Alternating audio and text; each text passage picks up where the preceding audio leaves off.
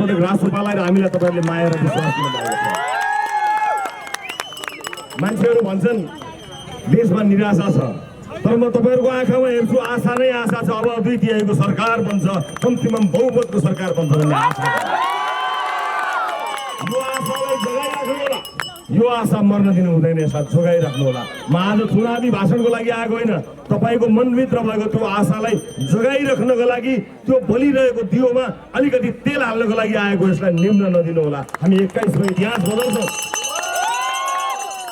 तपाईँको घरको भित्तामा कतिवटा क्यालेन्डर फेरि मलाई थाहा छैन, ती हरेक क्यालेन्डरमा हरेक वर्षमा फागुनमा 21 कतिवटा आयो मलाई थाहा छैन, तर यसपटकको फागुन 21 केवल एउटा मिति होइन, इतिहास हो, कोसे ढुङ्गो हो। त्यसको लागि तयार रहनु होला।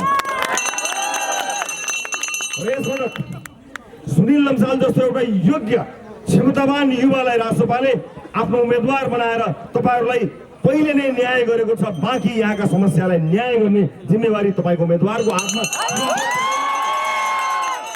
यस्तो होनहार युवालाई सङ्घीय संसदमा पठाएपछि तपाईँका समस्याहरूको सबैभन्दा जोरदार र ऐतिहासिक प्रतिनिधित्व हुन्छ भन्ने कुराको म ग्यारेन्टी लिन्छु।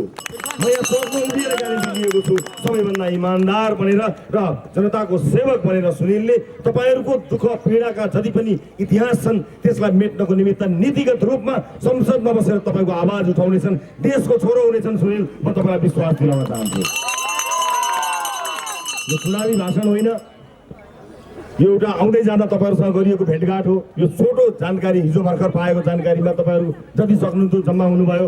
यो न्यानो मायालाई मुटुमा सँगालेर हामी अगाडि बढ्नेछौँ र यसलाई परिणाममा बदलेर यो देशको भाग्य र भविष्य बदल्ने हामीले जिम्मेवारी लिएका छौँ। त्यसका लागि तपाईँहरूले हामीलाई छाप लगाइदिनु पर्नेछ। घर सल्लाह गर्नु होला। यहाँ कसैले के भनिरहेको छन् भने यहाँ होइन प्रत्यक्षमा चाहिँ यतातिर दिउँला, अरूमा समानुपातिकमा अर्कोतिर दिउँला, कोही प्रत्यक्षमा घन्टी दिने समानुपातिक अन्तै दिने, कोही समानुपातिक घन्टीमा प्रत्यक्ष अर्कैमा भन्नुभएको छ। तपाईँहरूलाई भ्रष्टाचार आदि मात्र नियन्त्रण गर्नु परेको हो कि पुरै गर्नु परेको हो कि आदि राख्ने हो भ्रष्टाचार? एउटा दुईटा राख्ने कि सबै फाल्ने?